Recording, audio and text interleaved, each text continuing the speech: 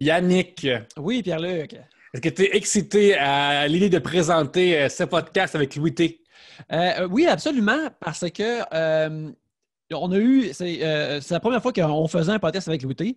Et ça s'est super bien passé. Il y avait toi puis Gab, vous le connaissez plus que moi. Moi, j'y avais juste parlé une fois avant et il me semble que c'était durant un bar de festival Juste pour rire où il m'a posé plein de questions sur comment enregistrer un podcast que je savais moyen lui répondre. Mais oui, tu avais aussi méprisé parce que tu aimais la lutte aussi. Ah oui?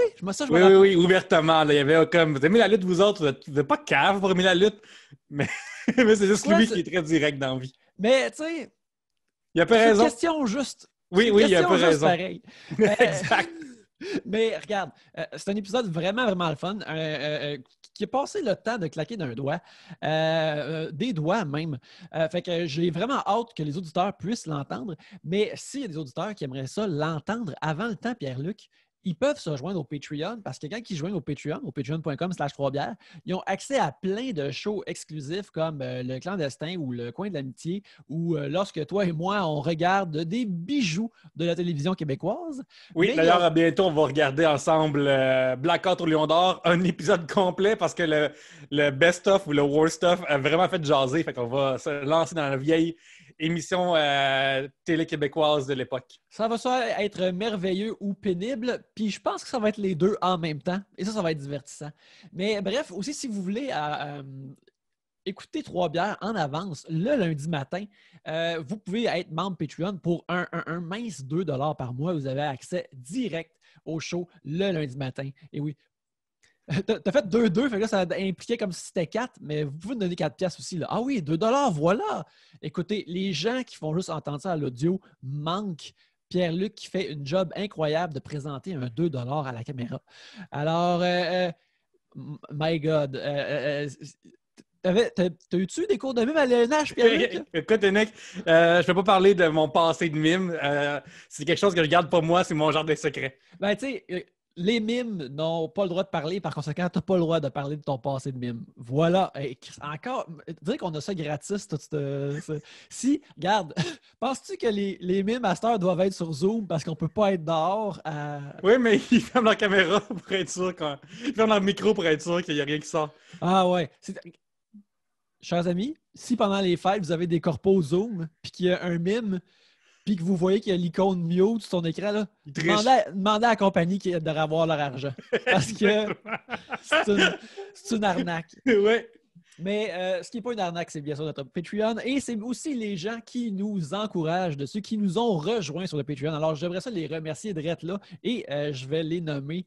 Un gros merci à Alexandre McGrath, Alexandre Rondeau-Champagne, Aline McCall, Émile Brabant, Éric Pelletier, Félix Poisson, Gabriel Quinn, Ghislain Duguay, Jodosaurus, Jean Côté, JD, Joanie Duval, Martin Brisebois, ainsi que Maxime Cahouette, Patrice Lambert, Philippe Marcotte, Tom Howell et Gilbert Russo. Mais on a aussi un nouveau membre Patreon qui s'appelle seulement Fred. Alors, un gros merci à Fred. Merci de te joindre à nous au Patreon et de contribuer à la production de belles émissions comme celle que vous apprenez que vous allez entendre direct là.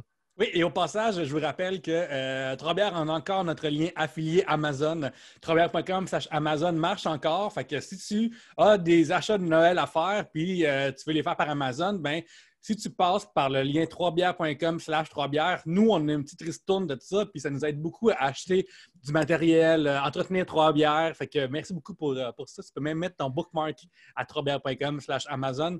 Puis c'est quoi? Amazon marche aussi. Et même avec un E, ça marche encore, je pense. Oui, regarde. Fais-le pas de E. Tu sais, je vous parle d'un laptop et d'une webcam ainsi que le tout sur une petite table qui a été acheté grâce au ristourne Amazon, grâce à vous. Alors, c'est concret, l'aide à la production de Trois-Bières. Mais là-dessus, ouvrez vos oreilles et vos yeux vers quelque chose qui est tout autant concret, c'est cet épisode avec Louis T. Yes!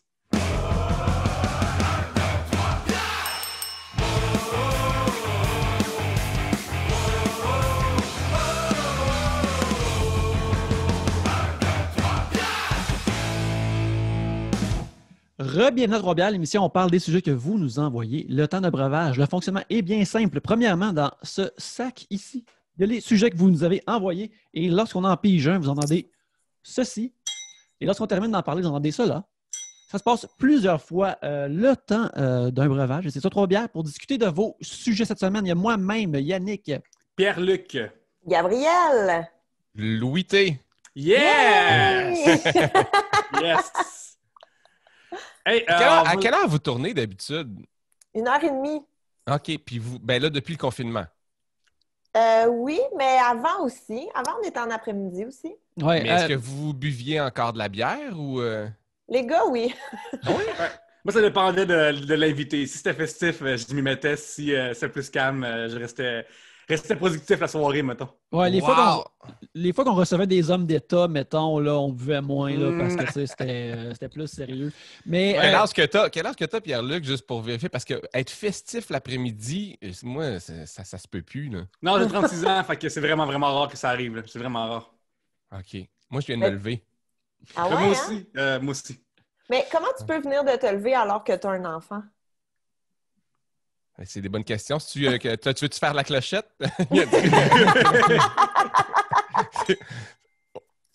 Je sais pas comment. Non, c'est parce que c'est Ellie. Moi, c'est ma blonde qui s'occupe du matin.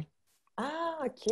Parce que elle a un job qui lui permet. En tout cas, le matin, elle se lève pour aller travailler. Puis moi, j'ai comme des spectacles tard le soir. Fait que je peux pas me lever le matin. En tout cas, c'était mon excuse. Puis ça fonctionne encore, même en pandémie. J'ai des spectacles tard le soir.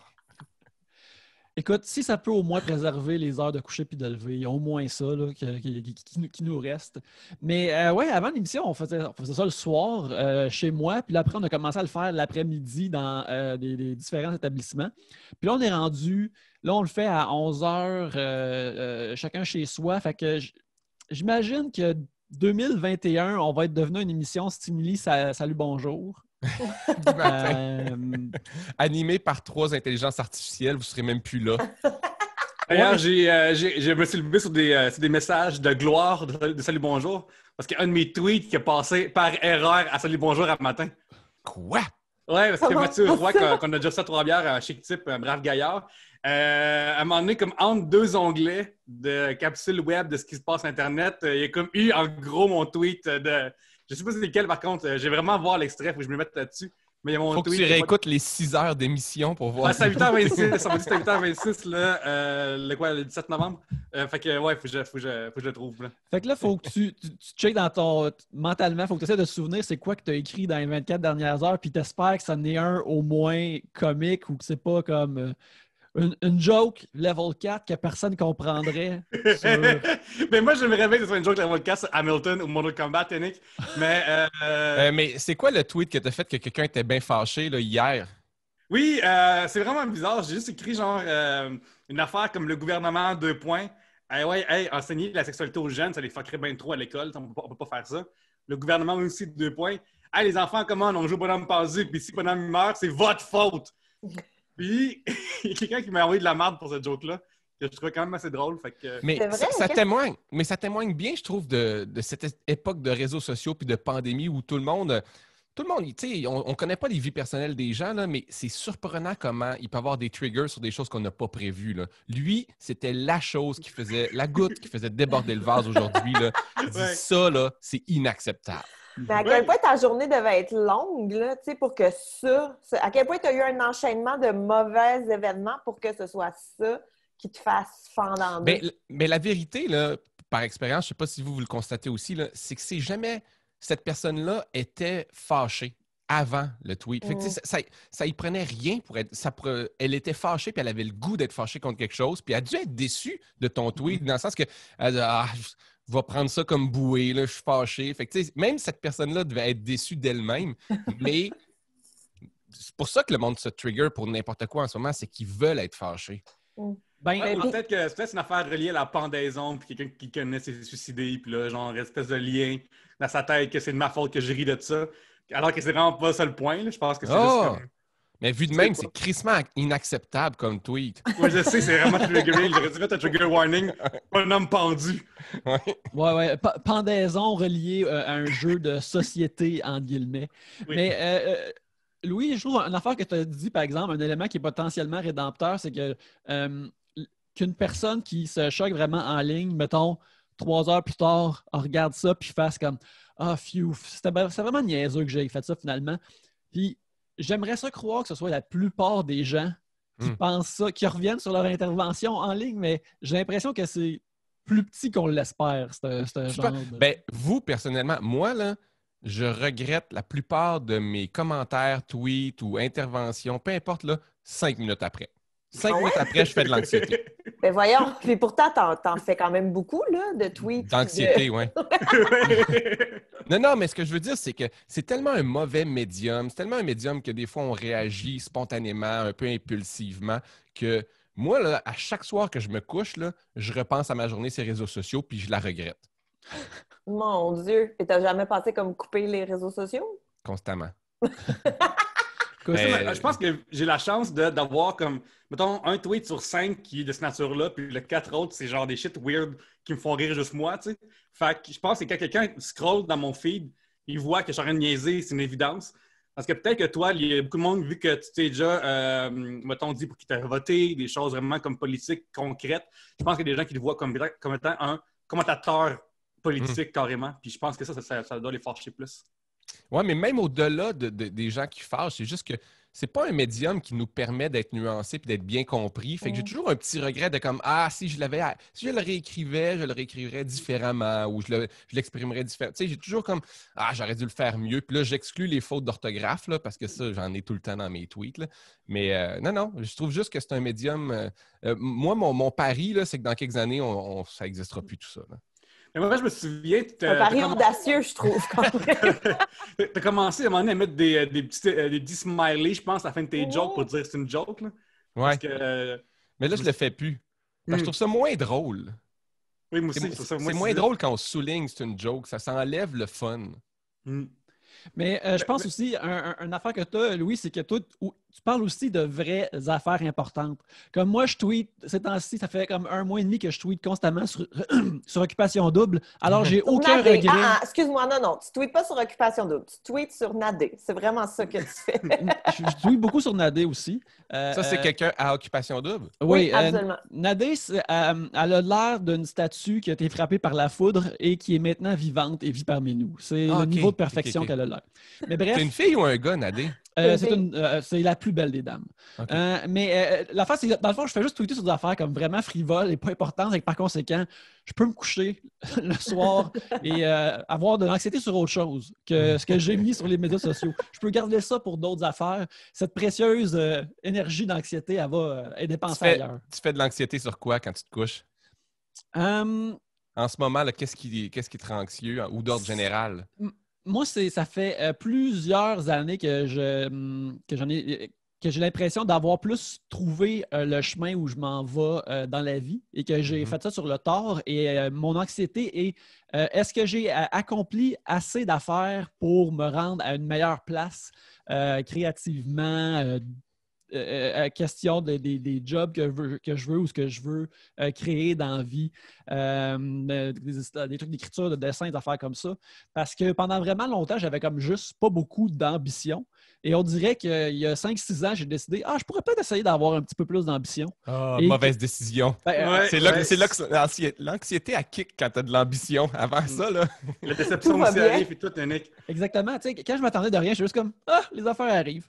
Puis là, quand j'ai décidé d'avoir un petit peu plus d'ambition, je suis comme mais là, je me suis pas rendu là. Là, je suis rendu. Là, faut que j'aille plus d'affaires derrière moi. Puis là, je veux devenir un adulte. Oui, devenir un adulte ou au moins un adulte qui a plus de trucs derrière soi. Tu sais, s'il y a 10 ans, tu me disais comme l'affaire productive, créative, une des affaires les plus productives, créatives que tu as derrière toi, c'est que c'est un podcast.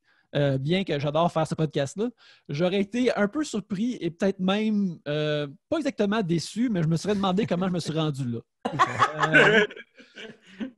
Mais ça, c'est ce qui est tough de vieillir ou même en humour, là. Puis Gab, plus particulièrement, elle va pouvoir reconnaître avec ça, mais le bonheur de la pauvreté quand tu es à l'école de l'humour, là, puis que tu n'as pas encore vraiment d'acquis. Puis tu sais, le bonheur d'habiter en appartement à 25 ans avec rien à perdre parce que tu es juste en location, c'est assez fou. Là. Puis ça, là, même là, si tu as du succès puis tu accumules des choses, ça n'amène pas vraiment de liberté ou de bonheur. Moi, je m'ennuie de cette espèce d'état d'esprit que j'avais à 25 ans, que j'avais rien. Fait que quand tu n'as rien, tu n'as rien à perdre. C'est du bonheur pur quand tu n'as rien à perdre. Mais c'est vrai, on dirait que moi, je me suis souvenue il n'y a pas longtemps quand j'avais pas d'argent, mais vraiment pas d'argent. Tu sais, genre, on va-tu au resto, puis là, tu regardes sur le menu juste qu'est-ce qui est le moins cher. Pas parce que tu as envie de manger ça, là, mais juste parce que c'est 3 $, puis ça va être ça. Puis même si tout le monde soupe autour, tu es comme, non, mon entrée me satisfait vraiment beaucoup. Mais sans être malheureux. Sans être malheureux. Non, du tout. Mais c'est ça le mode de vie, tu sais. Oui, oui. C'est une affaire à laquelle je pense aussi, mais je pense aussi souvent à cette époque-là, mettons, et aussi de l'énergie quasiment sans borne que j'avais, ou du moins comparé à maintenant. Puis, pas que j'étais un faiblard, mais j'avais plus d'énergie dans ce temps-là, mais aussi que j'ai utilisé cette énergie-là pour pratiquement rien faire. Fait que, tu sais, j'ai comme... j'avais été Non, il y a des regrets. Il y a des regrets par rapport à, que ce soit la carrière ou n'importe quoi. Effectivement, de 25 à 35 ans, un petit effort de plus m'aurait amené à des choses vraiment positives. Là, on a écouté des séries jusqu'à 4 heures du matin pendant longtemps, moi et ma blonde, là, puis je fais comme, c'est des bons souvenirs, mais c'était pas tant constructif. Là. Ou tu t'en souviens vraiment plus là, de la finale de l'émission Las Vegas dans le temps, ou de genre la 8e saison de CSI New York, qu'est-ce que tu as même à faire tout le temps, là? Puis Wilson n'est plus là, on est très bien triste. Ben, je pense que dans quelques années, malheureusement, là, ce qu'on dit, là, on va avoir ce souvenir-là de Twitter et Facebook. Je pense pas là, qu'en 2030, on va être fiers de ce qu'on a fait sur Internet en 2020. Ben, même lui, j'ai souvenir d'une de tes premières controverses Twitter dans le temps que tu avais créé une des premières fake news du Québec. J'avais dit que c'est... Pat Burns était mort, une affaire de même, je pense. Non, l'autre, pas Pat Burns, mais Jacques Demers, je pense. Jacques Demers était rentré à l'hôpital. Hey, Colin, tu me rappelles. Jacques Demers avait été hospitalisé à Ottawa. Il avait fait une crise cardiaque ou quelque chose comme ça. Puis, ça, c'est il y a beaucoup d'années. Là. Puis, naïvement, j'ai juste écrit sur Twitter, on confirme que Jacques Demers est mort il y a 1 heure. J'ai juste dit ça sur Twitter, là, mais d'une manière imbécile. Les journalistes se sont mis à me retweeter, puis c'était le début de Twitter. Genre, tout le monde. C'est l'époque où Twitter était une source fiable d'information. Fait que j'avais tué Jacques Demers. Oui, ça a fait les manchettes puis tout. Puis après, pendant 1 heure, pendant une bonne heure là, sur Twitter, là, Jacques Demers était mort à cause de moi. Mais comment tu te sens pendant cette heure-là? Ouais. Ben, c'est l'époque où tu ne le sais pas encore que c'est grave ou ce qui vient de se passer, dans le sens que tu fais comme j'ai juste tweeté ça sur Internet. C'est vraiment, j'essaie de me rappeler, là, c'est au moins il y a 9 ans, je pense. C'est un bon 9-10 ans. Là. Puis après ça, c'est juste comme désolé, je l'ai effacé puis je l'ai excusé. Puis c'est tellement une autre époque que pour de vrai, de mémoire, là, quelques heures après mon erreur, on n'en parlait plus. C'est dans le sens que. Wow! Il y a eu je pense que Branchez-vous a fait un article, puis c'est tout. Oui, c'est ça. Il n'y a pas eu de scandale, mais je n'étais pas associé à un clan idéologique. Je veux dire, c'est l'époque aussi où Twitter pardonnait. Parce qu'il n'y avait pas encore de chicanes gauche-droite, nationaliste, indépendante. Il n'y avait pas encore ces chicanes-là. Fait que tout le monde, on était comme dans la même gang. Fait que c'était comme... Pour de vrai, là, il y a 10 ans sur Twitter, on était tous dans la même gang. Mais j'ai l'impression qu'il y avait moins de monde aussi. J'ai l'impression que Twitter est arrivé vraiment plus tard ici, puis que c'est pas tout le monde qui est familier avec ça non plus. Il y a un type de personnes qui utilisent Twitter, je trouve, versus... Ma théorie là-dessus, c'est que tout le monde a débarqué sur Twitter en 2012 à cause des manifs en cours, puis genre, toutes les informations. Fait que là, avant 2012, c'était du monde qui parlait, puis c'était vraiment le fun, puis genre, tu faisais des jokes, puis t'avais comme 50 retweets, puis tout, c'est vraiment le fun. Puis là, depuis 2012, c'est de la chicane politique. Genre, au Québec, en tout cas, là, genre, aux États-Unis, c'est un peu différent. Tu peux trouver ta propre niche, puis c'est ça qui est le fun. En fait, moi, je lis quasiment pas de monde québécois vraiment sans être sur Twitter parce que c'est tout du criage politique, puis c'est vraiment désagréable. Mais de 2009 à 2012, là, Twitter, là, c'est un peu l'équivalent d'un espèce de forum de Donjon Dragon à l'écrit. C'était comme... pour les réseaux sociaux. Là. Mettons, Ouais. dans l'univers des réseaux sociaux, ces 3 années-là étaient comme le début des années 90 sur Internet. Là.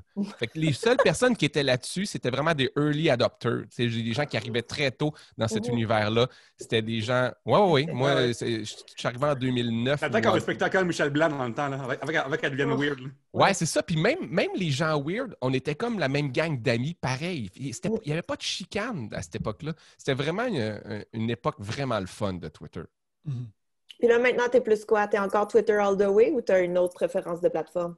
Ben moi, moi, je consomme énormément Twitter, mais moi, Twitter, c'est vraiment... J'y écris moins qu'avant parce que je fais attention, parce que j'ai atteint une notoriété aussi, puis les scandales peuvent arriver aussi, mais pour moi, c'est vraiment une source d'information, Twitter. Là. Moi, je suis abonné à des journaux, des journalistes. C'est un fil d'actualité. Là. Moi, j'adore ça parce que je ne lis pas les commentaires en dessous des statuts. Là. Moi, je lis vraiment... C'est un fil d'actualité, puis je trouve ça... C'est un agrégateur d'informations, puis je trouve ça merveilleux pour ça, Twitter. C'est pour ça que j'aime... moi, je ne refresh pas Facebook. Je ne vais pas vraiment sur Facebook parce que je trouve que j'aime pas la formule. Twitter, c'est juste l'information puis le lien. C'est parfait, là. Ouais. Twitter ressemble à mon cerveau, là. Moi, c'est ça que j'aime. Là. Oui, il est en ordre chronologique, il n'y a pas d'algorithme, puis genre, tu peux cliquer sur les trending, puis c'est réglé. Là. Ouais, pas beaucoup d'informations, pas beaucoup d'émotions. Ça donne moins... Parce que Facebook, quand tu vois une nouvelle, tu vois tout de suite 4-5 commentaires en dessous, puis il attire ton attention. Twitter, il faut que tu cliques si tu vas aller voir les retours, les commentaires en dessous, puis c'est rarement du monde qui s'obstine. Fait que moi, je préfère beaucoup Twitter. Vraiment. Mais en tout cas, là, il y a les fleets maintenant. Est-ce qu'on va les utiliser? On ne sait pas. Ils viennent juste d'arriver aujourd'hui. Les quoi? C'est les fleets. Si tu utilises Twitter sur l'app, je crois maintenant, tu peux faire des genres de tweets / story Instagram qui durent 24 heures. Ça s'appelle des fleets. C'est pour complémenter tes tweets. Tout ce qu'on veut, c'est juste éditer nos tweets. On veut juste corriger nos fautes parce que c'est tellement gênant que tu as un tweet qui pointe, t'es comme « Ah, si, genre... » Il y a une faute. Il y a une faute épaisse, là. Ils viennent de scraper Twitter. Tu m'annonces ça comme ça, là. Hey, regarde, j'imagine que tu peux l'ignorer. Je veux dire, tu pourrais comme aller sur Instagram puis pas checker les stories pantoute, là. Mais ouais, bref, c'est ça. Tout devient TikTok et toutes ces plateformes-là essaient de devenir un peu l'autre à un moment donné, puis des fois ça passe, des fois ça passe pas. Oh là là. Ah oui, mais ça, et c'est clair que dès que, mettons, une plateforme a fait des vidéos de 9 secondes, toutes les autres plateformes ont adopté ça parce que tu veux offrir toujours... Mais au final, c'est les communautés qui sont différentes parce que les options deviennent un peu les mêmes partout, tu sais.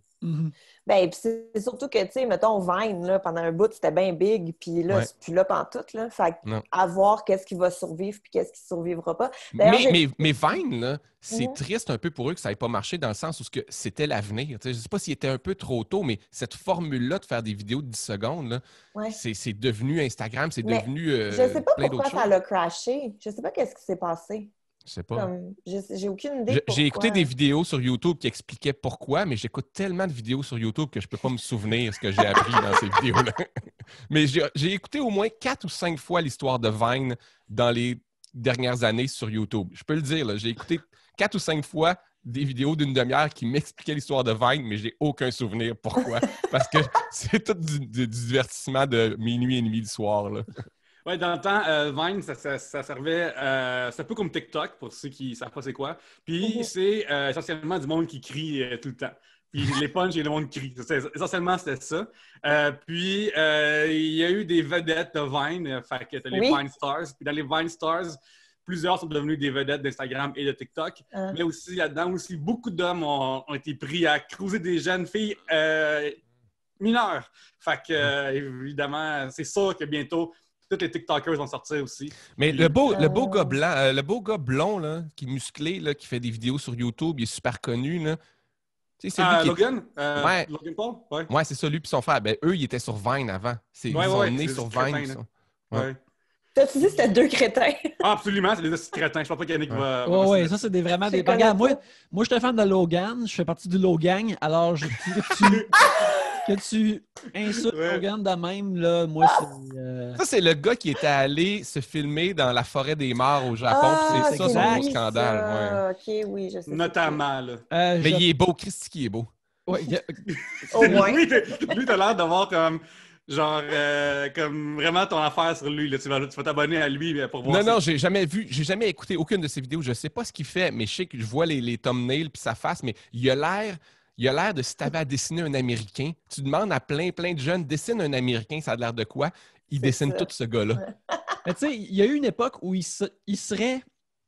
L'affaire, c'est que il y a plus de meilleurs acteurs qu'il n'y en a jamais eu dans toutes les séries puis les films. Puis il y a une époque où un genre de bel idiot comme ça, c'est ça qui serait arrivé à un moment donné. Il serait acteur vraiment stupide, mais il serait dans un show style... il serait dans Riverdale. Il serait le Sean William Scott de son époque. Là. Ouais. Mais là, la plupart des acteurs, je pense, sont justement tous vraiment meilleurs. Puis que je pense aussi qu'il y a moins de...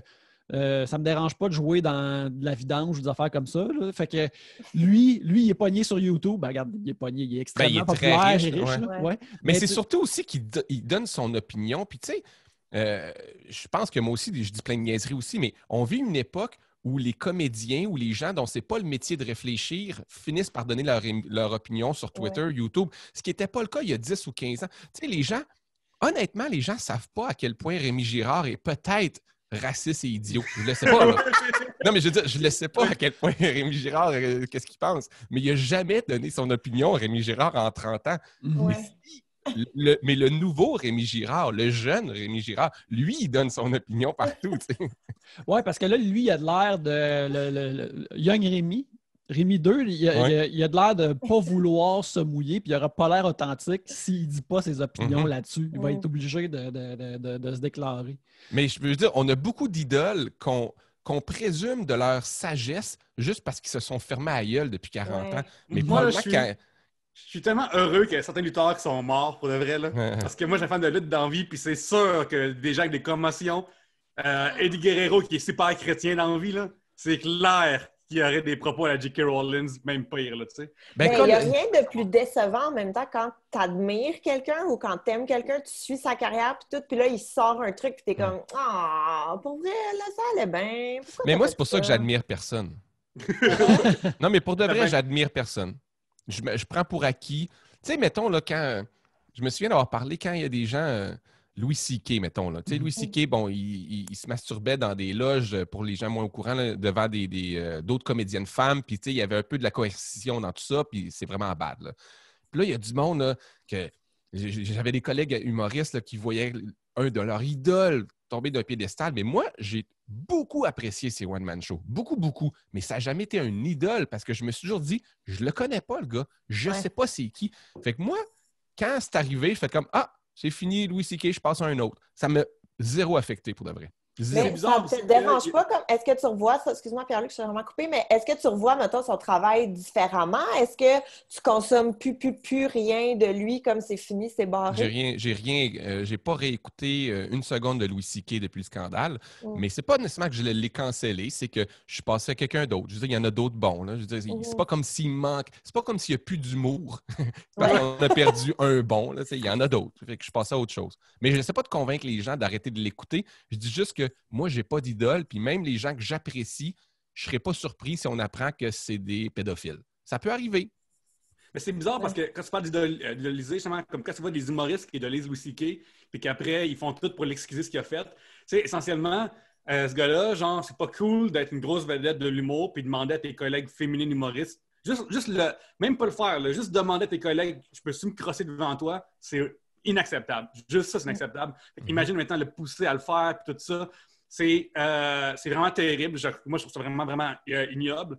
Puis, ça me fait capoter qu'il y a des collègues humoristes qui le trouvent tellement bon, qui sont comme « Ah ouais, c'est cool, fait que je vais continuer à essayer de l'écouter, à le défendre chacun de ses affaires. » Puis, moi, ça me choque profondément. Mais c'est l'humain. La matante qui aime Éric Salvaille, le gars qui défend Gilbert Rozon, notre collègue qui aime Louis C.K., on n'aime pas perdre des choses qu'on aime. Puis ça ne fait pas nécessairement que c'est des gens qui sont des mauvaises personnes de faire ça.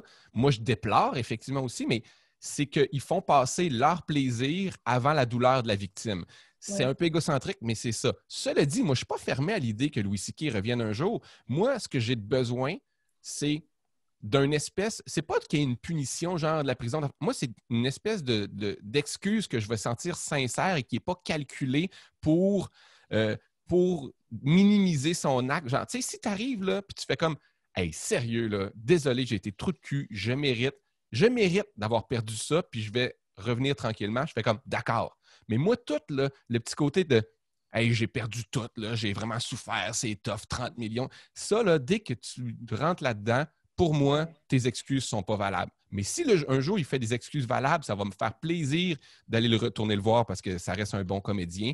Mais je veux qu'il fasse des excuses qui s'adressent à mes yeux à ses victimes, pas du damage control. Je veux pas qu'il s'excuse à moi. Là, c'est pas à moi que tu as été excusé. Je veux que les victimes puissent te voir, t'excuser, puis que les victimes soient satisfaites de ces excuses-là. Puis après ça, moi, je vais passer à autre chose. J'ai l'impression qu'il y a un peu de ça aussi qui fait que les gens sont capables de, je vais mettre entre guillemets, passer par-dessus, puis continuer à l'aimer, puis à l'écouter, c'est que ça les touche pas. Tu sais, c'est pas quelqu'un que tu côtoies, c'est pas des victimes que tu connais, fait que ça reste tellement loin, puis ça reste tellement comme une histoire, dans le fond, là, comme une série télé, comme un potin, et c'est pour ça que j'ai l'impression, des fois, c'est comme, ben non, il aurait pas pu faire ça, là. C'était tellement un bon père dans sa série Louis. Puis t'es comme, ben oui, mais un empêche pas l'autre, là, comme...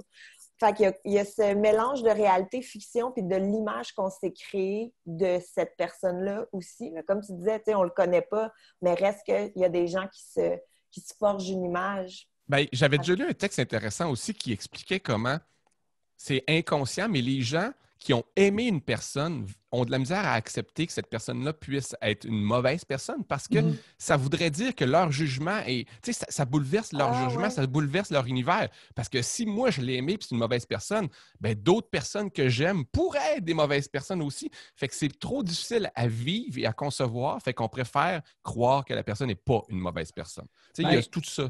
Aussi, ça met, mettons, ton propre jugement d'une personne en relief si tu n'étais comme pas capable de flairer que cette personne-là était mauvaise. Et d'ailleurs, je me retiens de raconter comment tout ça a été mis en relief et en action cette année à Occupation Double.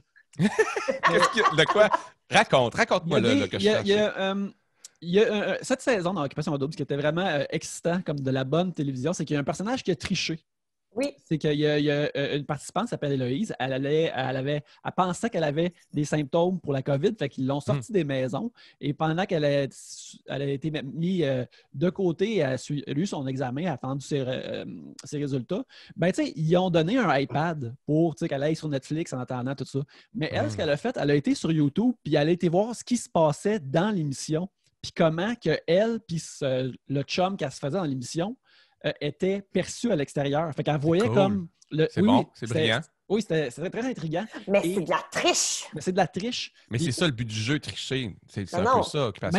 Mais ça, c'est une tricherie qui est comme vraiment impossible. Tu n'es pas supposé savoir... Tu peux pas faire vraiment de metagaming dans Occupation Double parce que tu sais pas ce qui se passe à l'extérieur. Tu peux te dire... qu'est-ce que la population pense? Mais avant que tu me racontes l'histoire, c'était quoi leur plan à la production en donnant un iPad à la fille? Genre, va pas sur tel site. Genre, Rien de plus naïf que la confiance, Louis. C'est ça qu'ils ont fait confiance. Mais bref, elle est immédiatement revenue dans le jeu. Puis là, elle a fait, parce qu'elle était correcte, sa santé était correcte. Là, elle a dit, hey, un tel me shit-talké au début, puis une telle aussi, puis blablabla. Puis elle avait des informations qu'elle n'avait pas. On essaie de les sortir le plus vite possible. Fait qu'elle n'a pas gardé sa tricherie, elle n'a pas été capable de la garder secrète. Là. Puis en fait, il avait averti la production, elle a regardé les vidéos. Elle tout de suite allait dire, comme j'ai regardé des vidéos. Et là, la production... Comme un enfant. Oui, un enfant qui triche, là. Vraiment conditionné, là.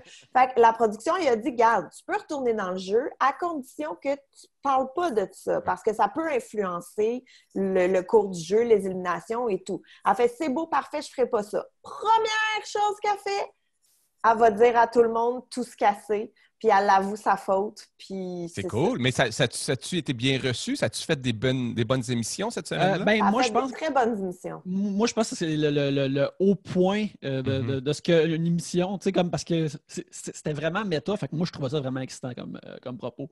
Mais là, ce qui en est découlé par la suite, c'est éventuellement, elle s'est faite exclure du jeu. Du moins, elle a décidé de partir parce que là, tout le monde était un peu en run contre elle.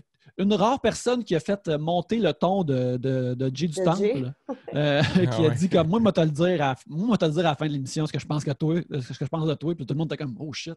Hey, même moi, dans mon salon, je me suis sentie mal. Là. Ouais, Jay se fâche pas après personne, là. Non, c'est clair. Une fois qu'elle fut partie, t'as vu lentement les gens qui ont cohabité avec elle faire comme ouais, mais étais-tu. C'était triché, hein? Comme ouais. Quand c'était dans leur face, ils n'étaient pas capables d'admettre ou de considérer leur ami comme une personne qui a décidé de tricher puis de se bonifier dans le jeu. Mais c'est juste une fois qu'il était parti, là, ça a pris comme 2-3 épisodes où il était comme ouais, finalement, je pense qu'elle a triché. C'est devenu inacceptable quand il y a eu une mission. Avant ça, c'était juste. Ils ne réalisaient pas que c'était inacceptable. De tous les participants, il y a juste Nadé qui était comme, ben tu sais, t'as triché. Il y en a deux, Nadé et Jordan qui étaient comme, ben t'as triché, c'est de la triche. Puis toutes les autres étaient comme, hey, moi j'aurais fait la même chose. Non, c'est vraiment pas grave. Non. Mais dans le fond, c'est triche. C'est un jeu. Ben oui, mais moi qui n'aime pas cette émission-là, ben non, je peux pas dire que j'aime pas cette émission-là. Je ne l'ai jamais écoutée de ma vie. Mais avec mes préjugés, ça me semble juste amener du piquant. Puis je suis sûr que la prod était contente. La prod était contente. C'était merveilleux. Moi, parce que c'est le genre de truc qui... c'est le genre d'histoire qui peut juste arriver dans ce contexte-là particulier, même particulièrement de cette année. Oui, avec la COVID. Puis ouais, c'est ça. Fait que moi, je trouvais ça vraiment excitant, incroyable. Puis le monde, ça se choquait, ces médias sociaux, des affaires-là comme ça. Mais c'est ça, j'allais dire. Je pense que ça a un peu backfire, là, dans le sens que, tu sais, la production, ils peuvent prévoir les épisodes, ils peuvent pseudo-gager les réactions des candidats, mais le public reste le truc qu'ils ne peuvent pas contrôler, puis qu'ils ne peuvent pas deviner, puis qu'ils peuvent... Mais c'est pour ça qu'ils l'ont mis dehors, probablement. Tu sais, au début, ils la gardent pour voir c'est quoi l'humeur des gens, la réaction des gens à la maison. Puis s'ils voient que ça va trop loin, ils la sortent. Parce que je pense que... non, parce qu'ils sont 3 semaines d'avance sur nous. Mais non, moi, si tu veux mon avis, je pense qu'ils sont 10 ans d'avance sur nous. Mais moi, tu vois, Passion double, c'est comme wow! En tant que public, je trouve qu'une émission qui permet la tricherie, j'arrête. Je suis pas intéressé. Genre, moi, j'aime ça, les réalités où il y a des règles claires. Voici le jeu, voici ce que tu peux faire, voici ce que tu peux pas faire. Tu sais, même dans RuPaul Drag Race, c'est arrivé que Willem, ça se mette dehors parce qu'il parlait avec son chum qui n'aurait pas dû. Tu sais, moi, je trouve ça vraiment... Ils ont couché ensemble. Il est venu passer une nuit à l'autre. Notamment.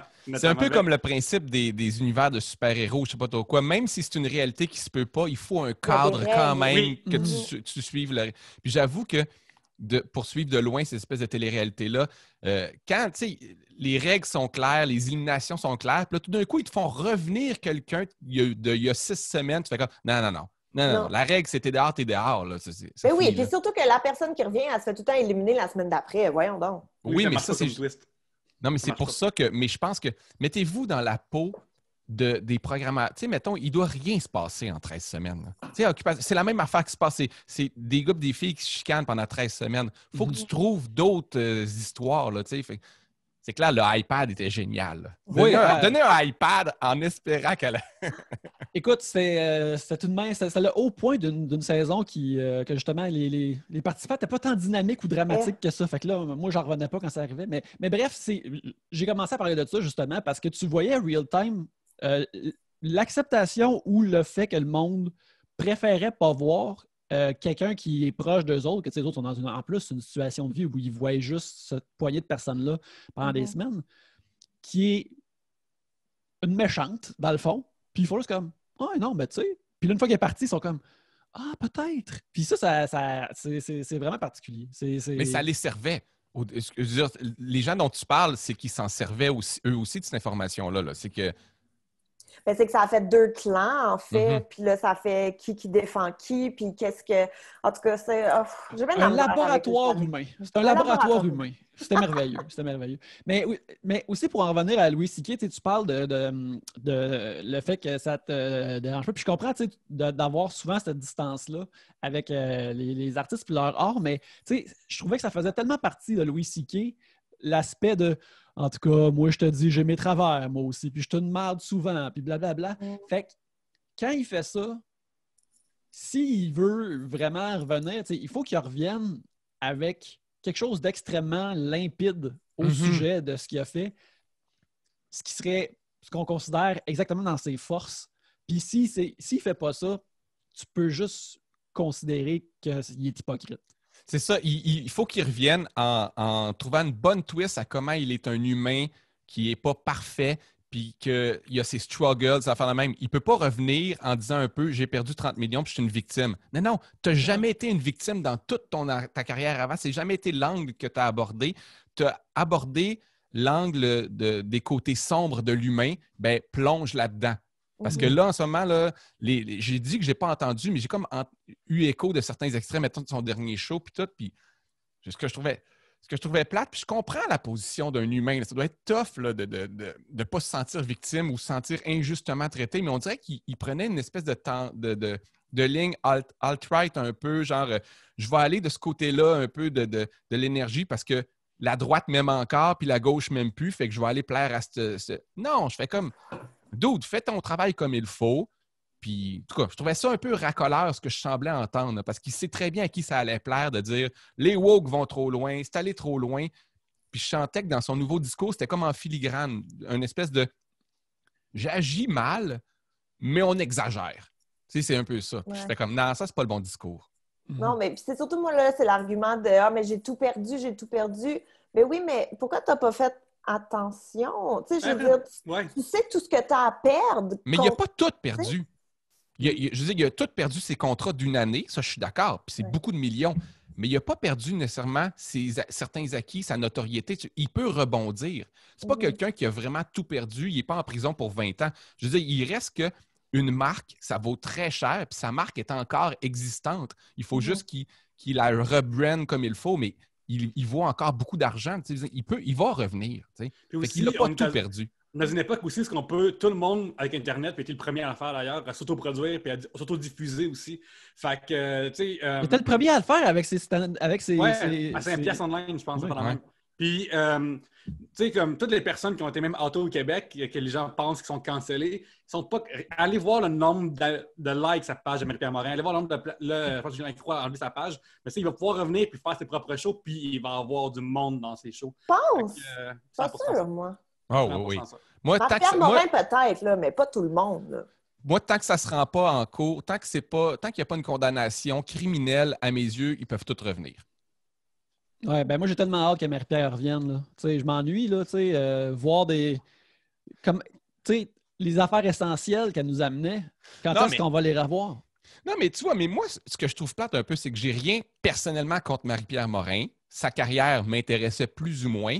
Ce que je déplore, c'est s'il n'y a pas un apprentissage comme société de tout ça, mais qu'elle revienne, ça ne me dérange pas. Qu'elle ne revienne pas, ça ne me dérange pas non plus. Mais ce que je veux dire, comme je ne lui souhaite pas comme individu qu'elle n'ait plus rien dans la vie, là, mais ce que je souhaite, c'est que ça soit un retour correct et qu'il y ait un apprentissage de la société. Parce que si c'est juste d'attendre que le scandale passe, puis qu'elle revienne, puis que tous ses fans font juste comme « c'était pas mérité, ça a été exagéré », Chris, on n'a rien appris. Au contraire, on a désappris de tout ça. Là.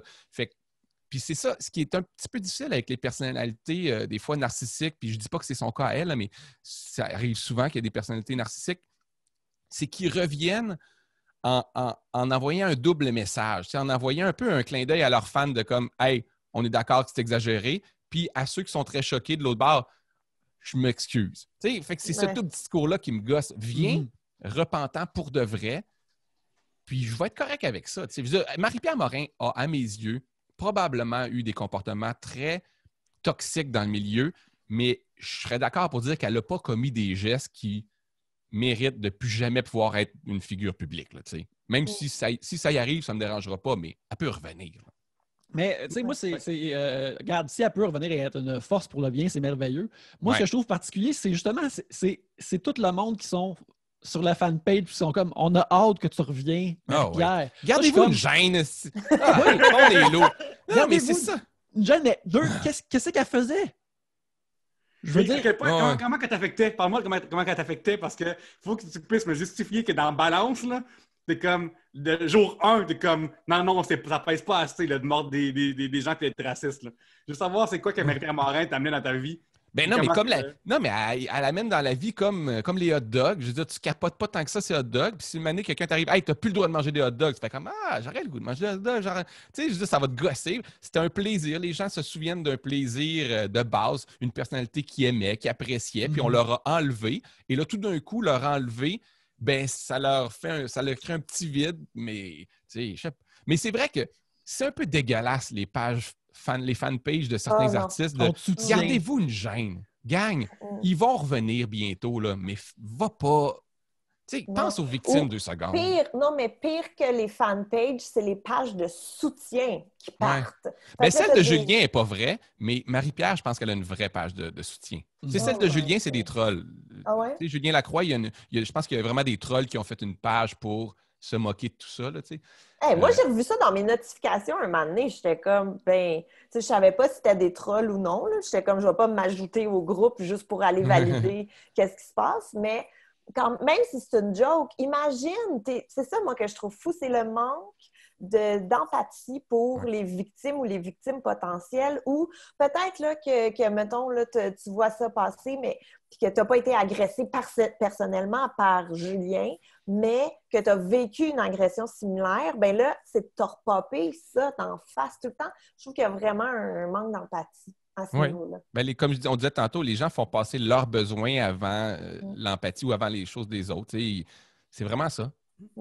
Puis tu sais, comme mettons, tantôt, je disais comme Yel ou CK, je m'en crisse, mais tu vois, dans la dernière vague, moi j'ai perdu, ça va avoir super épais, OK? Puis genre, scellé, OK? Mais il y en a qui les connaissent un peu. Moi, mon auteur préféré dans la vie, c'est pas quelqu'un qui fait de la fiction, c'est quelqu'un qui fait des reviews de shows de lutte, OK? Parce qu'à travers ces reviews de shows de lutte, il parle de sa vie, il parle de comme... Il est drôle en esti aussi, c'est probablement un des gars les plus drôles à l'écrit sur la terre. Puis je trouve aussi qu'il y a une compréhension super intéressante de l'industrie au sens très large. Puis aussi, il y avait beaucoup de takes qu'on peut faire son humour, d'avoir plein de travailleurs autonomes qui sont pour une compagnie, puis tout ça. Puis il y avait vraiment, vraiment beaucoup, beaucoup de substance dans ces choses. Puis là, finalement, il était outé comme un psychopathe. Fait, c'est qui? Il s'appelle Brandon Stroud. Il parvenait à être super universel en parlant de ce divertissement extrêmement stupide que j'adore, qu'est la lutte. Mais c'est-tu un gars genre de la clique de Joe Rogan puis tout, là? C'est-tu ça? Non, je pense pas. Non, mais il est sur un site sportif qui s'appelait Uprocks. Ouais. Mais justement, puis là, tu apprends ça, puis tu sais, il était super ouvert avec ses propres... tu sais, il y avait des problèmes de son image corporelle, des affaires comme ça. Fait que là, t'es comme, OK, tu sais... Là, tu apprends ça, tu es comme, bon, ben. Mais dans quelle mesure il est un trou de cul? C'est quoi qu'il a fait? Harcèlement psychologique avec tous ses collègues, des choses comme ça. Là, vraiment, comme tout le monde est sorti pour. Genre, je voyais mon feed Twitter de tout le monde, justement, qui était comme travail pour Uprocks, puis comme, non, avoir lu comme boss, c'est l'enfer. Tout le monde a été harcelé, tout le monde a été tout ça. Mais ça, c'est déchirant parce que, à la fois, justement, tu comprends un peu le struggle des fans d'Éric Salvaille. Là, à la fois, probablement que tu te dis. Je suis contre l'harcèlement psychologique sur les milieux de travail. Je ne veux pas qu'on encourage ces espèces de psychopathes qui montent, qui grimpent les échelons puis qui deviennent des tortionnaires.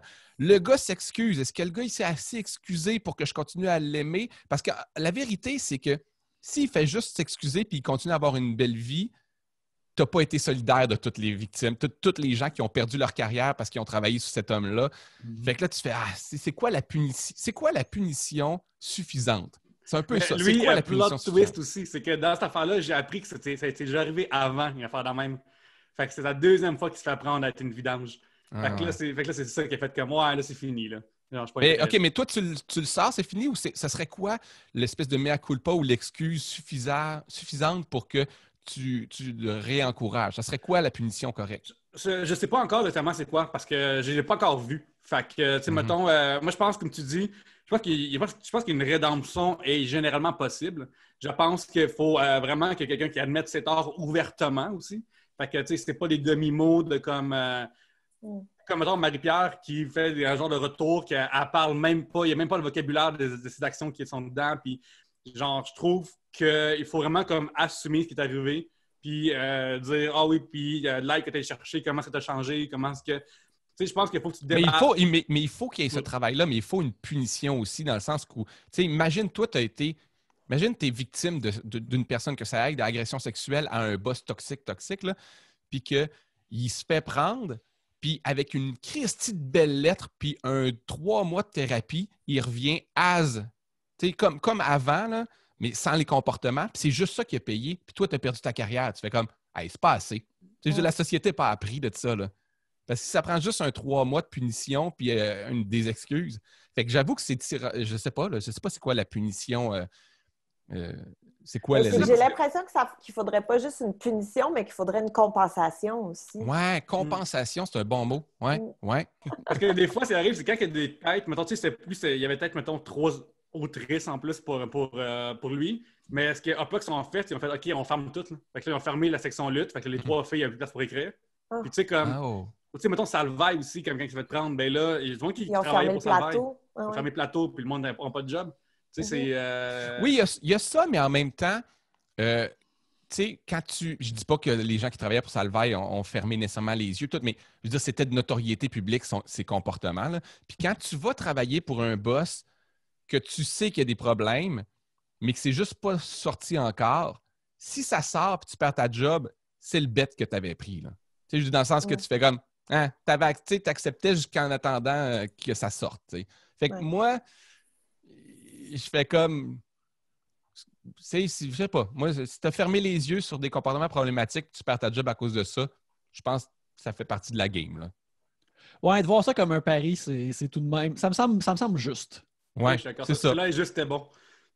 Tu sais, je veux dire, si ton one-man show, tu le signes avec Juste pour rire, mettons, on parle il y a 5 ans, là, puis Gilbert Rozon est le producteur, dans ton pari, tu fais le pari qu'il y a très peu de chances qu'il soit dénoncé, mais tu le sais dans ton calcul que c'est possible. Fait que si tu perds ta production à cause de ça, ben les odds étaient de ton bord, mais tu as perdu ton pari. Il fallait que tu vois dans tes odds genre un mouvement complet qui sort puis qui naît enfin, tu sais. Ça se peut que les agressions sexuelles ne soient plus acceptables pendant ma tournée. Ouais, une affaire de base. Ouais. Juste un mouvement qui fait comme « Hey, ce gars-là m'a touché puis il aurait pas dû, là. » Tabarouette. C'est pas comme la pandémie. La pandémie, c'était pas prévisible. Du moins, les odds étaient vraiment... Mais les odds qu'un jour, quelqu'un dénonce Gilbert Rozon étaient quand même existantes. C'est vrai. Absolument. Écoute, hey, j'ai un sujet à piger. Ouais. Qui a été... Hey, imagine tu piges Louis C.K. En fait, on recommence! Au sujet de lui, on le prend?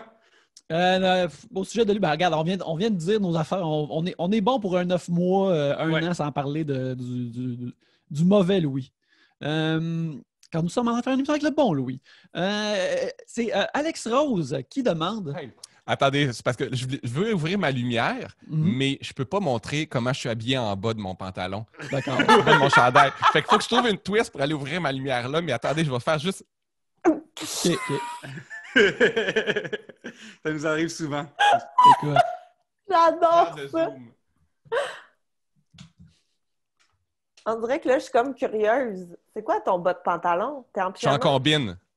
Oh! Je suis en combine d'hiver. C'est pour OnlyFans seulement, ça. Il faut payer pour voir Louis en... Fruit of the Loom, combine... Maximum confort. Maximum confort. Oui, aussitôt que c'est moins 10, là, les combines sortent du tiroir. Là. Moi, à 5 degrés. Plus 5. En bas de plus 5, combine. Je respecte tout le temps des combines. Je respecte ça. Alex Rose demande une question très pointue. Louis, comment c'était de travailler à l'envol? L'envol, c'est le bar. C'était le bar de mon père quand j'étais plus jeune. Il l'a vendu maintenant, mais fait que de 18 ans à 21 ans, j'ai travaillé là avant de déménager à Montréal. C'est un bar au Saguenay, à Jonquière. Ouais, c'est un bar à Jonquière. J'ai été vraiment privilégié que ce soit à mon père parce que j'étais vraiment pas bon. J'étais pas un bon serveur. C'est une période où... quand j'ai commencé à travailler là, je ne buvais pas d'alcool, puis c'était vraiment ordinaire encore plus parce que je jugeais les gens qui buvaient de l'alcool à cette époque-là. Fait que le mismatch était parfait, là, dans le sens que... Puis j'aimais pas vraiment... C'était une période où j'aimais encore moins les humains qu'aujourd'hui. J'étais crissement un mauvais serveur. Mais j'ai des bons souvenirs parce que je me suis fait des bons amis là-bas, puis c'était cool. Puis ça m'a servi comme expérience. À Montréal, quand je suis arrivé, j'ai commencé à travailler aussi dans le milieu des bars ici, puis c'est vraiment un milieu payant, fait que ça a vraiment été intéressant. Mais je pense que ça n'a pas été une belle période pour les clients de cette place-là. On dirait que je t'imagine pas serveur. J'étais serveur au Saguenay, puis après ça, je suis devenu barman ici, mais à jeun, je suis horrible. Mais sous, je suis bon. Okay. C'est vrai. Sous, je suis vraiment un bon barman, un bon serveur. Mais à jeun, je suis horrible. Qu'est-ce que tu vendais le plus comme bière? Moi, quand j'étais à l'époque, c'est il y a vraiment longtemps, là, c'est à l'époque où ce que Boréal commençait à sortir, c'est Boréal blonde, rousse puis dorée. Fait que ça, c'est comme c'est avant les microbrasseries, là, puis ça, c'était les bières d'étudiants. Là. Boréal rentrait d'un bar, puis c'était prendre la Boréal rousse, t'étais comme une coche au-dessus des autres. Là. Fait que c'est ça les produits que je vendais à cette époque-là. Mon Dieu. Je m'en souviens bien. Puis, c'est-tu à cette époque-là, je pense que tu avais tatoué de 2 mots importants pour toi? Ton style de vie? C'est un peu avant ça, là, mais c'est ça. Quand je suis rentré dans un bar, je buvais pas d'alcool, je consommais pas. Puis comment est-ce que tu fais ton tatouage? Est-ce que tu vas le recouvrir ou tu vas faire d'autres choses avec? Ou c'est déjà fait? Ou tu vas mettre une grosse barre noire? Que tu bois maintenant? Ça fait trop mal. Ouais. Je l'aurais déjà fait couvrir si c'était pas que je trouve que ça fait ben trop mal de se faire tatouer. Je préfère porter des manches longues pour le moment. mais tu sais, avoir un tatouage straight edge, tu peux peut-être juste dire que tu aimes les règles. Oui, oui. L'objet, là. Tu achètes une coupe, tu as une collection, puis tu dis « Ah, c'est pour ça. » J'aime les angles droits. Puis le tatouage à côté, au lieu de barrer en gros, tu peux juste mettre quelques écarts à côté, puis c'est correct. Mais mais comme ça représente une partie importante de ma vie, je l'assume, mais si tu ne l'avais pas mentionné, je ne l'aurais pas mentionné, je ne parle jamais de mes tatouages. Jamais, jamais, jamais, parce que je suis super pudique par rapport à ça, mais j'assume cette partie-là de ma vie. Fait que, tu sais, c'est un peu comme... en fait, toutes les histoires de tatouage, c'est un peu ça, mais tout le monde ne se fait pas écrire le mot précisément de l'époque de leur vie qu'ils vivent. Là, souvent, c'est un genre de dessin weird qu'il faut que tu expliques pourquoi tu passais à travers. Moi, Chris, sur le ventre puis sur le bras, j'ai écrit la période de ma vie. C'est quoi que t'as sur le ventre? Je ne connais donc bien pas ce tatou-là. Celui-là est moins visible, fait qu'il est moins connu aussi, mais c'est une autre étape de ma vie que j'ai écrit sur mon ventre. Sérieusement, les tatoueurs devraient refuser d'écrire des choses. Juste des images. Ah ouais, je vais t'offrir une porte de sortie, m'a pas l'écrire, m'a dessiné quelque chose autour de ça. Oui. Mais non, écris pas des mots, tatouage idiot. Et il devrait avoir un délai de 6 mois, je pense. Tu vas voir ton tatoueur, tu dis c'est ça que je veux, ils font parfait, ils mettent ça dans un petit dossier, je te rappelle dans 6 mois pour un rendez-vous. Puis là, dans 6 mois, tu as le temps de faire ah ouais, finalement, je suis plus rendu là. Envoie des Photoshop aussi avec potentiellement check à différentes places, ça pourrait être, de quel ça va avoir l'air un peu. L'histoire de mon ventre, c'est pas le tatouage que j'ai sur mon ventre, mais je peux raconter une petite partie. C'est juste, je voulais me faire tatouer drug-free. Tu sais, comme quoi je prendrais jamais de drogue de ma vie. C'était ma période de ma vie. Puis j'ai raconté ça à mes parents. Puis ma mère me dit, t'es-tu sûr que tu prendras jamais de drogue? Fait qu'à cause de ma mère, je me suis pas fait tatouer drug-free sur le ventre. Ce qui aurait été correct, soit dit en passant, parce que je consomme pas plus de drogue aujourd'hui. Fait que... Dans le temps, il y a j'en parle aujourd'hui, j'en parle quasiment jamais à Trois-Rivières, mais le lutteur CM Punk, lui, est straight edge. Puis il y a un tatouage le logo de Pepsi sur l'épaule. Parce que quand il était au collège, tous les jeunes de sa fraternité puis dans ses dortoirs, tous eux, il y avait une grosse mode de se faire tatouer le logo de Jack Daniels. C'est tellement le logo lettre. Puis lui, il a fait comme « Hey, non, moi, je prends la liqueur à la place. » Fait qu'il a pris le logo de Pepsi, tu sais. Puis à cette heure, il y a une marque déposée sur son épaule. Puis c'est pas plus intelligent, là, parce qu'il est pareil pris avec un brand pareil sur son corps. Là. Non, mais c'est jamais une bonne idée de faire une action en opposition ou en réaction à l'autre. C'est jamais une bonne idée. Fait que c'est ça la leçon qu'on devrait apprendre.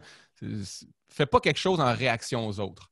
Oh, tout à fait. Mon tatou tribal de bas de dos fait dire que tu as As-tu ça aussi pour de vrai? Ben oui, absolument. Absolument. Est-ce que tu as les mêmes préjugés que les gens qui en ont pas? Tu sais, les préjugés qu'on a sur toi en ce moment, toi, tu les as-tu internalisés? Absolument, absolument. Okay. Mais en même temps, tu sais, je suis une fille de mon temps. Je pense que c'est vraiment juste ça. Je me le suis pas fait il y a 1 an. Là, ça fait quand même... ça doit faire 20 ans que j'ai ça. Là. J'aimerais tellement ça que tu te tournes et qu'on voit du cellophane dessus avec de la crème en dessous. Comme, je me suis fait ça la semaine passée. Parce que tu vas faire un touch-up pour qu'il soit encore beau. Tu veux qu'il est là, aussi bien l'entretenir. Non, mais imagine la personne qui a un tribal d'il y a 10 ans et dit là, je l'ai fait recouvrir par un dauphin. Des signes chinois et un dauphin. Nice. Mais non, mais moi aussi, je trouve que ça fait trop mal pour aller le faire recouvrir ou pour aller. Puis, tu sais, il est quand même, je ne veux pas dire qu'il est gros, là, mais dans le sens que le faire recouvrir, il faut quand même que tu fasses quelque chose de plus gros que. Puis, oh non. Le courage qu'on a de se faire nos niaiseries est plus grand que le courage de réparer nos niaiseries, là. Il y a une fille que je connais qui se fait tatouer son chien puis la face de son bébé sur sa cuisse, tu sais. Par un Puis, bon tatoueur ou... Oui, au moins il paraît bien. Parce que des fois, les visages manqués de tatouage, là, c'est le fucking best. Là. Ça, Pour de vrai, là, envoyez-moi ça. Ça m'excite tellement. Il n'y a rien que je trouve plus que des tatouages de face parce que les dents, ils ont de l'air comme trop épaisses. C'est un roulage de dés. C'est un roulage de dés. Tu laisses la chance au ciel. Les bébés laits là, qui font peur. Là. Il y a des bébés là, qui sont comme démoniaques. Là. Oui, puis dans la vraie vie, pas tous les bébés sont beaux, tu sais. Fait que si ton bébé il est laid en plus, puis la madame elle sait pas, elle se fait tatouer.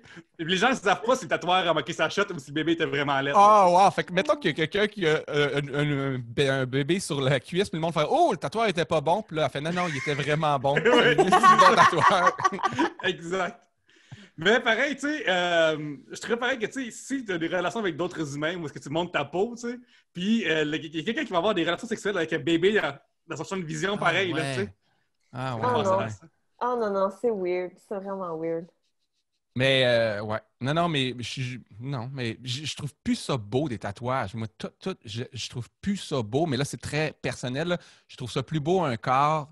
J'ai évolué, là, puis je trouve ça plus beau un corps sans tatouage. Moi, maintenant, à 38 ans, je suis peut-être rendu réac un peu plus vieux, mais tous les tatouages, peu importe lequel, même le plus esthétique, je trouve que ça enlaidit la peau. Mais regarde, ça, c'est moi. Tu marques sur ta peau tattoo free de base. Ou, je me suis fait tatouer aucun tatouage. Ouais, c'est ça. Exact. Je n'aime pas les tatous. Mais ce qui est drôle en même temps, c'est que autant, je pense que les gens le réalisent peut-être pas, ceux qui en ont pas, mais autant une personne qui a un sleeve complet, moi, je les vois plus, mes tatouages. Tu sais, je veux dire, je peux passer 3 ans sans voir ou penser à un de mes tatouages. Il faut que quelqu'un me le dise. Je me rappelle que j'en ai un. Je le vois plus du tout. Oui, moi aussi, c'est la même chose. Il est dans le dos, toi, c'est plus facile. Là, mais... Non, mais j'en ai un en avant aussi. Okay. J'en ai un autre. C'est un tribal qui fait le tour complet de une ceinture de tribal. T'imagines? Oh mon Dieu! Non, c'est un signe chinois sur la hanche. Ouais. Je suis vraiment une fille de mon temps, là. Fait que ça, puis tu sais, mes enfants, mettons, une fois en costume de bain, « Oh, maman, c'est quoi ça? Oh, j'ai pas le goût d'en parler. » Ben, tu vois, ce qui est drôle, là, c'est que j'ai une amie qui a un tatouage sur l'intérieur de la cuisse, un peu en haut, là, tu sais. Puis c'est visiblement fait pour pas qu'il soit vu beaucoup, tu sais. C'est ça l'objectif. Ouais. Mais après ça, quand tu vas à la plage et tu portes un costume de bain, il est très, très voyant et très regrettable à cause de ça parce que on le voit tout le temps maintenant, tu sais, je sais pas. C'est particulièrement... les tatouages qu'on voulait cacher, quand on les voit, sont encore pires. Oui, je suis 100% d'accord avec ça. Tandis que la personne qui a une belle larme ici, elle l'assumait puis elle l'assume encore probablement. Regarde, Louis, c'est quelqu'un qui montre que dans la vie, les hommes peuvent avoir des émotions. Puis c'est juste ça que ça veut dire. Non, c'est pas que tu as tué quelqu'un, genre, ou c'est pas ça, genre. Je pense que jadis, ça devait être comme ça. Je pense qu'il y a plusieurs affaires qui ont commencé comme des tatouages de prison, qui ont juste été repris par le mainstream. Puis j'imagine que la communauté carcérale là, doit être en crise. Ça, c'est de la non-appropriation culturelle. Hey, wow! L'appropriation culturelle de carcérale. C'est comme, moi, j'ai besoin de savoir dans le yard qu'un tel était soit un tueur ou juste un gars qui cambriolait. Comme, tu sais, il me semble que j'avais entendu parler que, tu sais, la genre de toile sur le coude.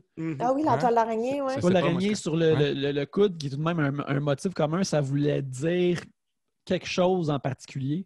Mais tu sais pas quoi? Ou me semble que je disais comme, c'est un tatouage, c'était pas un tatouage de si t'avais tué, cependant. Me semble que c'était ça. Me semble que c'était un larcin plus petit. C'était low level larcin. Puis j'imagine aussi, je sais pas, tu veux te faire une gang en prison, on veut juste être juste les rapitous. Fait qu'on est juste des voleurs, tu veux le savoir, tout le monde ensemble. OK, personne n'a de l'arme, juste des toiles. T'es juste pas fiable. Ouais, c'est ça. Hey, regarde, je suis pas fiable. mais en même temps, si quelqu'un te critique par l'après, tu montres le coup, tu es comme, écoute, t'as pris tes chances. Toi aussi, t'as fait un bet. Oui, mais il faut réfléchir à l'après. Mettons que tu t'es fait tatouer ta toile d'araignée parce que tu as juste fait un petit vol, puis une année, tu voles 4 millions, puis là, tu fais shit, tu sais, comme là, je suis rendu avec un gros vol. Faut que je fasse mais peut-être que tu peux l'agrandir. Ouais. Peut-être que plus ta toile est grosse, plus parce que tu as fait de vol. Si tu voles 4 millions, je pense qu'il faut que tu tatoues comme une tarentule vraiment sick. Ah ouais, dedans. c'est ça. Parce que c'est ça l'ampleur. Ou, un peu, une toile. Par conséquent, ça veut dire qu'une toile, c'est pour pogner les mouches puis de la bouffe. Fait qu'il faudrait que tu tatoues comme dans le fond une grosse mouche. Ouais, ou genre des billets verts ou bruns coincés dans la toile, genre. Là, tu peux montrer la valeur de ce que tu as volé, là. Écoute, Mais on pense jamais à la prochaine étape du tatouage. Il faut penser au tatouage, mais à l'après aussi, l'autre étape. Pas le faire effacer, mais c'est quoi après? Tu sais, genre, il y a beaucoup de gens qui ont des sleeves, mais que le carré de couleur noire qu'il y avait là, il ne fit plus vraiment dans le sleeve. Tu sais, le premier tatouage, fait ouais, t'es comme Ouais. mon tatou qui est de arrête stop, là, ça peut rapport. Là, tu sais.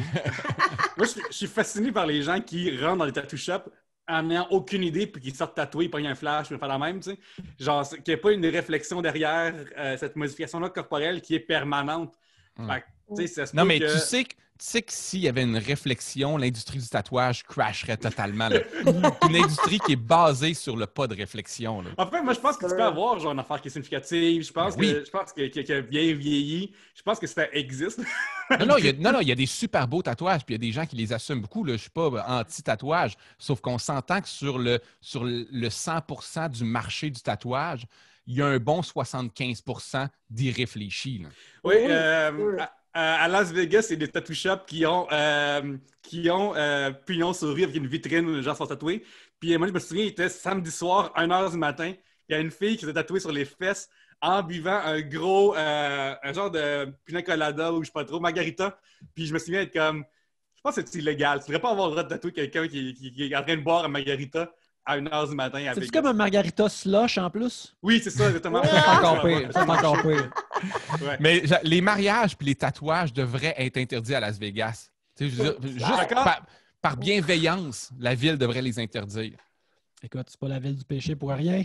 Non. Ouais. Ils savent comment que leur pain est beurré, eux autres. Carly, qu'est-ce que tu t'es fait tatouer à Vegas le jour de ton mariage? Non, je me suis juste marié là-bas seulement. Oh shit, Ouais. tu t'es marié à Las Vegas! Ouais, exactement. Mais ça, c'est une ancienne vie, moi aussi, par contre, fait que c'est correct. T'es-tu encore marié? Légalement, oui, mais on est séparés. Parce qu'on a eu l'accord ensemble, mais c'est cool, tout est chill. Ah, ouais, ok. C'est cool. Non, mais est-ce que tu l'as raconté trop souvent au podcast? Non, pas ou, tant, en fait. Non, on Ok. est séparés. On est séparés. Bon, Elle est ben- au bar, puis après, qu'elle m'entend parler d'elle en ce moment. OK, On attends s'entend bien. un peu. On va se rendre à la séparation, mais avant, Oui. remontons un peu dans le temps. Yes. Yannick était là, Yannick est venu à mon mariage. Ah ouais, j'étais là au mariage. Très beau. Mais c'était pas Ah, non. spontané. Non, mais c'est parce que c'était pas un coup de tête. Là. Ils Non, sont c'est pas comme ça, allés c'est ça. à Vegas Parce que de ce même. qui est puis ont arrivé, décidé c'est de se qu'on voulait se marier au Québec, puis ça coûtait tellement fucking cher qu'on s'est dit, tant qu'à y être, on va aller à Vegas, parce que nous, on voulait y aller. Fait que qui veut nous suivre? Tu sais, ça me fait Genre comme du monde qui se marie dans le sud, genre ça coûte 1000$ par personne pour aller assister à leur mariage, plutôt que coûter 50 000 à ceux qui l'organisent, tu spreads le montant à tout le monde. Puis c'est bien correct, là. Fait que Ouais. vous êtes marié à Vegas avec... c'est il y a combien de temps, ça? C'est en 2013, fait que ça fait 7 ans. OK. Ça a duré combien de temps, ton mariage? Mais la relation a duré 11, le mariage a duré genre 5. Fait que c'est pas super. Ah, ouais, c'est pas super. C'était-tu pour redonner avec le recul, est-ce que c'était pour donner un peu de pep à la relation ou genre. Non, c'est vraiment juste parce que, mettons, moi, dans ma vie, mes parents sont encore ensemble, sont encore mariés, puis je trouve ça beau. Fait que je trouve ça nice. OK. Puis pourquoi tu dis qu'elle est à côté? Vous êtes encore coloc? Ouais, c'est ça. Ouais, ça marchait juste plus amoureusement, mais c'est quelqu'un que j'apprécie beaucoup. Fait que... C'est récent, votre séparation? Ou... Non, ça fait genre 2 ans. Puis vous êtes encore coloc? Ouais. C'est cool, on s'entend Wow. full bien. Fait que autant qu'à Ouais. splitter les frais de toute la vie d'artiste, ça tombe bien. Ouais, mais, Aussi, c'est bon pour les impôts, je dirais. mais mettons que si elle ramène quelqu'un ou toi tu ramènes Il y quelqu'un, a une c'est règle quoi de votre pas ça deal? chez nous. Il y a une règle qu'on peut pas faire ça. Fait Bon. qu'on se déplace. On est comme... on fait du hard call seulement. Si on était des escortes, on dirait ce Fait, mot-là. fait que t'as pas le droit d'amener quelqu'un chez vous parce que je comprends le malaise. Mais dès que tu couches pas chez vous, elle sait très bien ce qui se passe. Ouais, c'est ça entendu, ouais, en effet. Là. C'est ça entendu. Mais en même temps, c'est correct de mettre des règles de même, là, si ça Ah peut ouais. vous permettre oui. de continuer de bien cohabiter. Non, je m'obstine pas, je trouve ça super. En fait, ça fait partie des Ouais, choses je sais. inspirantes. C'est inspirant puis c'est cool. Là, les belles ruptures, si un jour je ne me le souhaite pas, mais moi, je trouve ça super inspirant, les belles ruptures. Ouais, ben ça, c'est juste que, mettons, il y a une époque où est-ce que ça marche plus de même, mais c'est comme... Puis c'est des fois ça qui se passe, c'est des fois ça drague vraiment longtemps dans la relation parce que tu tiens à l'autre pareil. Puis il y a tellement dans l'histoire de l'humanité des gens qui se séparent puis que ça finit en criage, puis en ostinage, puis en tout ça que des fois c'est top de concevoir qu'on peut juste avoir une discussion puis faire hey, ça marche plus de même depuis vraiment longtemps, on peut-tu faire de quoi pareil, tu sais. Mais je pense pas que ça puisse marcher pour toutes les couples, dans le sens où c'est non. pas toujours. Tu sais, il peut y avoir des histoires qui finissent émotivement mal, qui peuvent. Ben pas. C'est sûr que quand là, les enfants sont en couple, il y a des affaires tordues que tu fais comme hey gang, soyez des grandes personnes, là, tu sais. Sauf que ça se peut qu'une personne soit rendue ailleurs, mais l'autre, il était zéro rendu ailleurs, puis c'est une surprise, puis c'est son univers qui s'écroule. Donc, dans ce moment-là, ça se peut que les deux ne restent pas colocs. Là. Je peux comprendre que ce ne soit pas nécessairement une formule qu'on doit appliquer à tout le monde. Là. Non, en effet. Mais moi, ce que je comprends pas, en fait, c'est quand, tu sais, mettons, là, quand tu as partagé ta vie avec quelqu'un vraiment longtemps, puis que là, ça se termine. Puis, effectivement, il y a des fois où ça peut se terminer drastiquement, genre, tu découvres une infidélité ou, tu sais, comme un truc qui est gros qui te saute d'en face, puis qui crée beaucoup de colère et tout. Mais quand c'est une rupture juste pour cause de. L'amour s'est étiolé, là. Ouais, l'amour est juste. Puis là, mais moi, je comprends pas comment tu peux faire vivre l'enfer à ton ex, tu sais. Hey, surtout, moi, là, personnellement, là, si je découvrais que je suis rendu à 38 ans, j'aurais pas pensé comme ça à 22, 23 ans parce que les premiers couples que tu as sont tellement fusionnels, puis l'autre t'appartient, puis tu sais, théoriquement, ça fait mal. Mais si je découvrais que ma blonde avait été infidèle une ou deux fois, ça c'est une affaire, mais même été infidèle depuis 1 an, avait entretenu une autre relation, puis elle me laissait, pour vrai, je serais blessé, triste, mais je ferais comme, hein? Tu sais, je veux dire, tu vas survivre. Tu vas survivre. Je serais déçu d'elle, très déçu. Je lui témoignerais ma déception, puis si elle se sentait mal et puis je comprenais, je ferais comme, il y a peut-être des signaux que je n'ai pas captés, puis que, je veux dire, je n'en voudrais pas, je ne ferais pas vivre un enfer. Je ferais juste comme, bon, ben, on va séparer à la maison, puis on va vivre nos vies. Là. Ouais, cette blessure-là, je ne peux pas la comprendre. Non, mais puis surtout quand, mettons, tu as des enfants impliqués, moi, c'est ça que je trouve complètement fou. Là. J'ai beaucoup d'amis qui sont séparés, puis qu'il y a comme une guerre là, entre les deux parents. T'es-tu ami avec PKP puis Julie Snyder? Oui, c'est mon bon ami PKP, il n'en revient pas. Il n'en revient pas de sa rupture. Non, mais fait, mettons, si je venais un jour à me séparer de lui, ce que je souhaite pas, là, mais bon, c'est la vie, on ne sait jamais. Mais, si jamais tu te sépares de lui, je le prends. Je le sais, hein, il y a déjà une liste, par exemple. On va te mettre sur la liste d'attente. Mais c'est ça, si on en venait à se séparer, bien, j'espère qu'un et l'autre, on aurait assez de respect pour ce qu'on a construit pour rester justement respectueux, ne serait-ce que pour le bien des enfants. Là. Parce que moi, ça, c'est quelque chose qui me jette à terre. Tu peux vouloir faire chier ton ex, mais que ça transparaisse auprès des enfants. L'aliénation parentale, là, c'est vraiment quelque chose fou. Mais c'est un manque, c'est une immaturité émotionnelle. Je pense. Tu sais, c'est pas nécessairement des mauvaises personnes qui en arrivent à ça. C'est de l'immaturité émotionnelle. Ils savent pas comment leur déception, leur tristesse, ils n'arrivent pas à l'exprimer comme il faut. Parce que j'ose croire que les gens ne sont pas vilains, tu sais, volontairement, sauf PKP. Je pense que pour de vrai... Non, mais je pense que c'est un vilain. Honnêtement, je pense que c'est vraiment un vilain. Une soif de pouvoir comme ça, c'est facile de rattacher ça à quelqu'un qui est vilain, en effet. Là. C'est pas une grosse marche. Là. Non, c'est ça, mais pour avoir grandi dans l'univers Marvel avec les X-Men, je fais comme... Tu sais, je suis capable de dire il est lequel personnage là-dedans. Là. Magneto, je pense? Je faisais plus le gag parce que je l'aurais pas dit, mais je l'aurais pas mis d'un bon.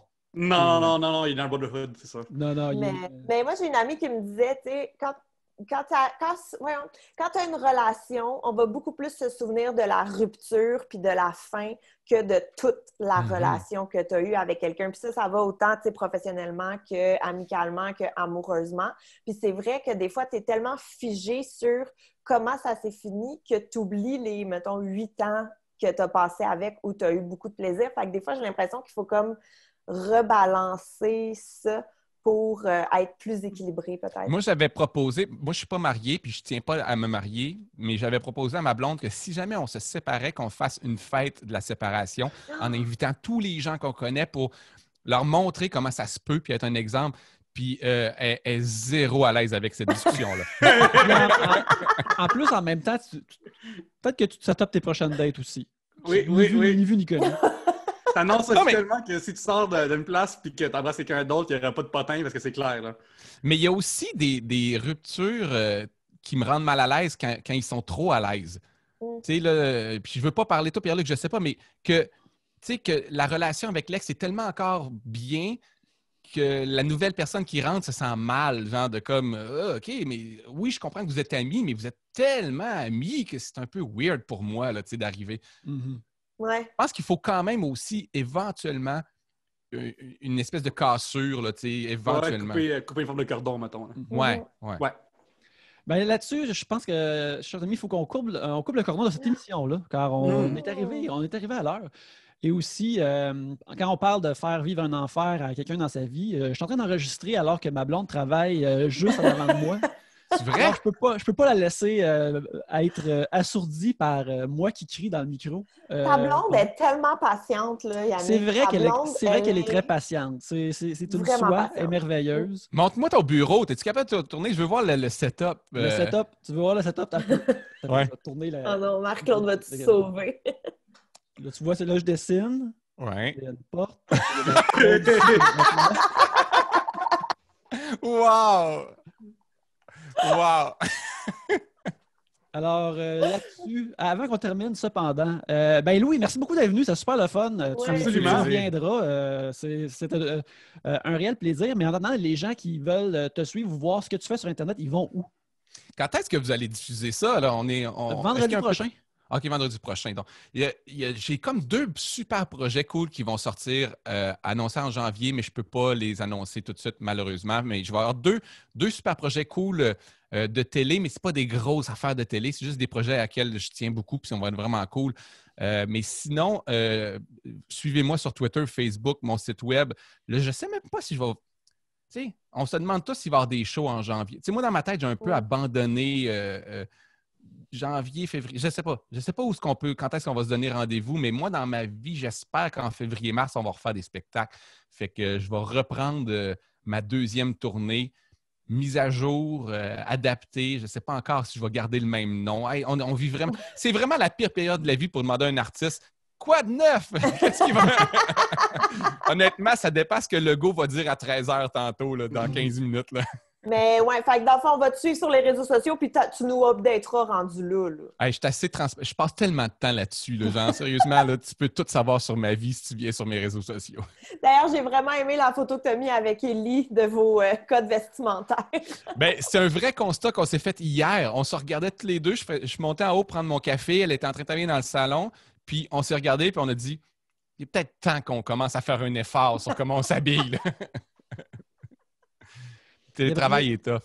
Ça, c'est tough, en effet. Gabriel, toi, on te trouve où?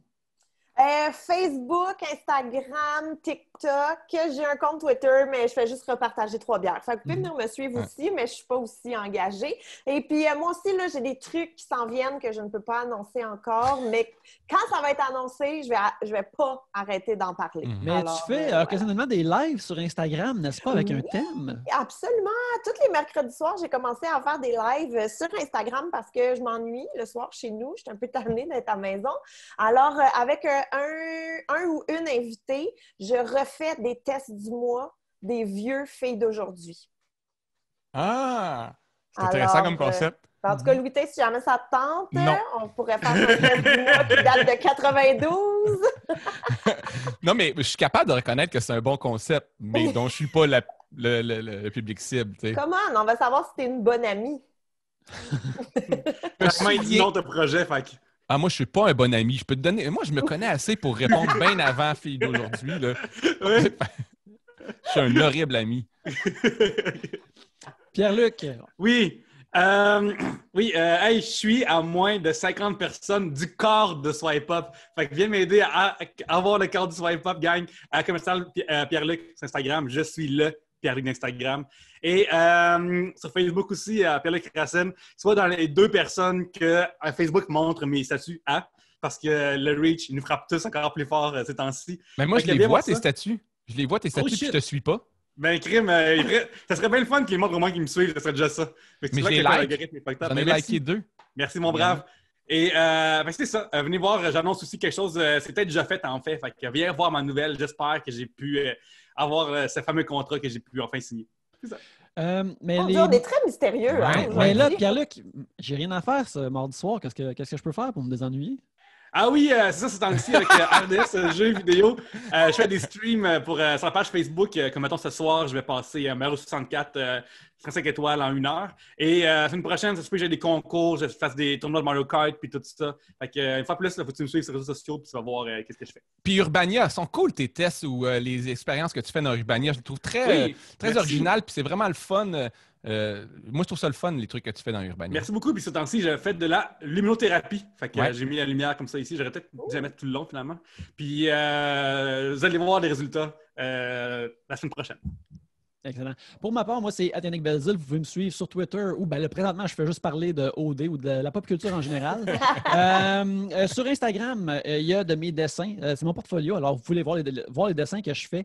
Je mets aussi des vidéos de processus, comment je dessine. Vous pouvez aussi me commander des illustrations pour faire un cadeau à un être cher. C'est un bon cadeau pendant les fêtes. Puis justement, ceci va sortir, ma foi, à la fin de novembre. Alors, n'hésitez pas, c'est quasiment le dernier droit pour commander quelque chose pour qu'il se rende chez vous avant les fêtes ou moins juste avant. Alors, Yannick Belzil. On ne peut pas être Yannick Belzil Prime, livraison 24 heures, genre. Ça m'a dit ça va changer, ça va changer le tarif un petit peu. Ouais. Mais pour le bon tarif, peut-être j'irai te le porter en main propre si tu es à Montréal.